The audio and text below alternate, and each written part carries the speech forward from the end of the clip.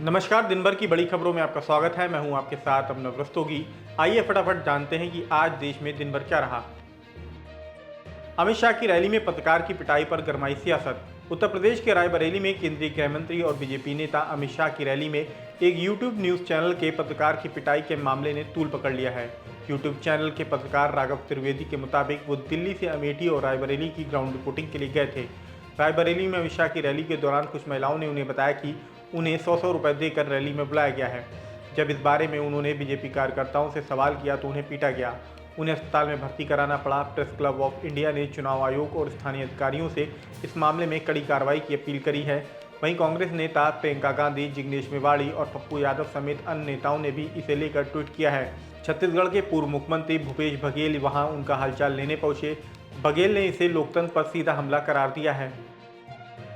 जौनपुर में पत्रकार आशुतोष श्रीवास्तव की गोली मारकर हत्या। उत्तर प्रदेश के जौनपुर में एक न्यूज़ पोर्टल में काम करने वाले पत्रकार आशुतोष श्रीवास्तव की सरेआम गोली मारकर हत्या कर दी गई। ये घटना शाहगंज कोतवाली में इमरानगंज बाजार की है। घटना के बाद इलाके में हड़कंप मच गया। बताया जा रहा है कि आशुतोष ज़्यादातर क्षेत्र में गौ तस्करों और माफियाओं के खिलाफ खबरें लिखते थे। आशंका जताई जा रही है कि उनकी हत्या के पीछे भी ये एक बड़ी वजह हो सकती है। लोकसभा चुनाव के चौथे चरण में शाम 5 बजे तक 62% मतदान। लोकसभा चुनाव के चौथे चरण में आज उत्तर प्रदेश, आंध्र प्रदेश और तेलंगाना समेत 10 राज्यों व केंद्र शासित प्रदेशों की 96 लोकसभा सीटों पर वोटिंग हुई। इसमें 1717 प्रत्याशियों की किस्मत दांव पर है। इनमें 5 केंद्रीय मंत्री, 1 पूर्व मुख्यमंत्री, 2 क्रिकेटर और 1 अभिनेता शामिल हैं। शाम 5 बजे तक करीब 62% मतदान हुआ था। बंगाल में मतदान के दौरान हिंसा, बम से हमले में 1 की मौत। पश्चिम बंगाल की 8 सीटों पर चौथे चरण के मतदान के दौरान विभिन्न इलाकों में हिंसा हुई। कई जगह राजनीतिक दलों के कार्यकर्ताओं के बीच झड़पें हुई। कई जगह ईवीएम में गड़बड़ी की खबरें सामने आई तो कुछ जगहों पर केंद्रीय बल के जवानों को लाठीचार्ज करना पड़ा। बीरभूम जिले में बम के हमले में टीएमसी के एक कार्यकर्ता की मौत हो गई। इसी जिले में टीएमसी के एक कार्यकर्ता के मतदान केंद्र में प्रवेश करके वोटरों को प्रभावित करने के आरोप के बाद चुनाव आयोग ने प्रिसीडिंग ऑफिसर को भी हटा दिया है। काशी में पीएम मोदी का रोड शो, सीएम योगी भी रहे मौजूद। प्रधानमंत्री नरेंद्र मोदी सोमवार को काशी पहुंचे। उन्होंने बीएचयू गेट पर महामना मदन मोहन मालवीय की प्रतिमा पर माल्यार्पण के साथ शाम 5 बजे रोड शो शुरू किया, जो 80 के रास्ते गदौलिया होते हुए काशी विश्वनाथ मंदिर पहुंचा। यहां पीएम ने दर्शन पूजन किए। इस दौरान सीएम योगी आदित्यनाथ भी उनके साथ मौजूद रहे। पीएम मोदी के रोड शो में भारी संख्या में लोग मौजूद रहे। इस दौरान लोगों ने फूल बरसाकर पीएम मोदी का स्वागत किया।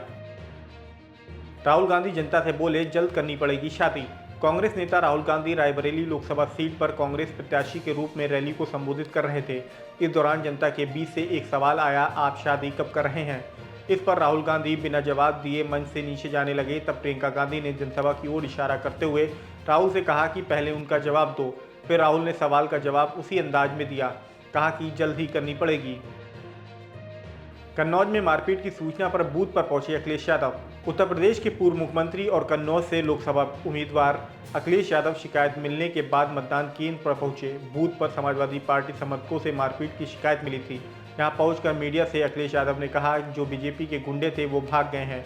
सूचना मिली थी कि बीजेपी के गुंडे आए हैं, अब मैं यहां खुद आया हूं तो वह यहां से भाग गए हैं। इससे पहले रविवार को बीजेपी उम्मीदवार सुब्रत पाठक ने एक बयान में कहा था कि जो लोग गुंडागर्दी करेंगे उन्हें चुनाव के बाद जमीन खोद कर गाड़ दिया जाएगा। अखिलेश यादव और सुब्रत पाठक दोनों ने ही एक दूसरे पक्ष पर चुनाव को प्रभावित करने के आरोप लगाए हैं।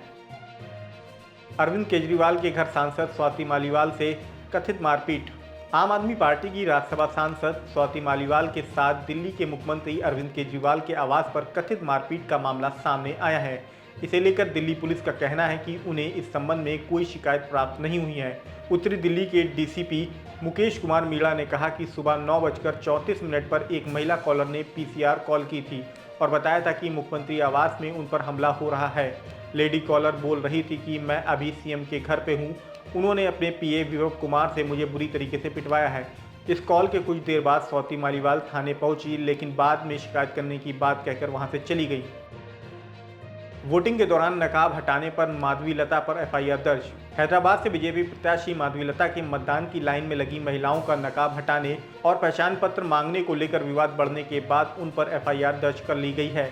चुनाव अधिकारी के आदेश पर माधवीलता के खिलाफ मलकपेट थाने में मुकदमा दर्ज हो गया है। हैदराबाद के चुनाव अधिकारी रोनाल्ड रोस ने मीडिया से कहा कि किसी भी उम्मीदवार के पास किसी का पर्दा हटवाने का अधिकार नहीं है। केजरीवाल को सीएम पद से हटाने वाली याचिका सुप्रीम कोर्ट ने की खारिज। सुप्रीम कोर्ट ने अरविंद केजरीवाल को दिल्ली के मुख्यमंत्री पद से हटाने की मांग वाली याचिका को खारिज कर दिया है। याचिका में कहा गया था कि अरविंद केजरीवाल को शराब नीति मामले में गिरफ्तारी के बाद मुख्यमंत्री पद से हटा देना चाहिए, लेकिन सुप्रीम कोर्ट ने ये याचिका खारिज कर दी। जज संजीव खन्ना और जज दीपांकर दत्ता ने कहा कि कोर्ट इस मामले में दिल्ली हाईकोर्ट के फैसले में दखल नहीं दे सकती। खंडपीठ ने कहा कि इस मामले में कोई कानूनी अधिकार नहीं है। सुप्रीम कोर्ट ने कहा कि अगर दिल्ली के उपराज्यपाल चाहते हैं तो वे इस मामले में दखल दे सकते हैं, लेकिन कोर्ट इस मामले में हस्तक्षेप नहीं करेगा। फारूक अब्दुल्ला ने कहा, नरेंद्र मोदी ये चुनाव जरूर हारेंगे। जम्मू कश्मीर के पूर्व मुख्यमंत्री और नेशनल कॉन्फ्रेंस के प्रमुख फारूक अब्दुल्ला का आरोप है कि उनकी पार्टी के कार्यकर्ताओं को 2 दिनों से बंद करके रखा गया है। श्रीनगर में मतदान के बाद पत्रकारों से बातचीत में फारूक अब्दुल्ला ने इसके लिए प्रधानमंत्री नरेंद्र मोदी और गृह मंत्री अमित शाह को जिम्मेदार ठहराया। फारूक अब्दुल्ला ने कहा कि एक तरफ तो ये लोग कहते हैं कि चुनाव बहुत आज़ादी के साथ हो रहा है। मैं होम मिनिस्टर से पूछना चाहता हूँ, प्राइम मिनिस्टर से पूछना चाहता हूँ कि हमारे वर्करों को क्यों बंद किया गया है? क्या वो डरते हैं कि वो हार जाएंगे? वो जरूर हारेंगे, इंशाअल्लाह जरूर हारेंगे। सीबीएसई 10वीं और 12वीं का रिजल्ट जारी। सीबीएसई ने 10वीं और 12वीं का रिजल्ट घोषित कर दिया है। सीबीएसई 10वीं और 12वीं दोनों कक्षाओं में लड़कियां अव्वल रही हैं। 10वीं की परीक्षा में 94.75% लड़कियां पास हुई हैं, जबकि लड़के 92.41% पास हुए हैं। सीबीएसई की 12वीं की परीक्षा में 91.52% लड़कियां पास हुई हैं, जबकि लड़कों का रिजल्ट 85.12% ही रहा है। फिलहाल आज के नेशनल बुलेटिन में इतना ही। देश दुनिया से जुड़ी ऐसी ही अन्य अपडेट्स पाने के लिए द लीडर हिंदी को सब्सक्राइब करना बिल्कुल ना भूलें।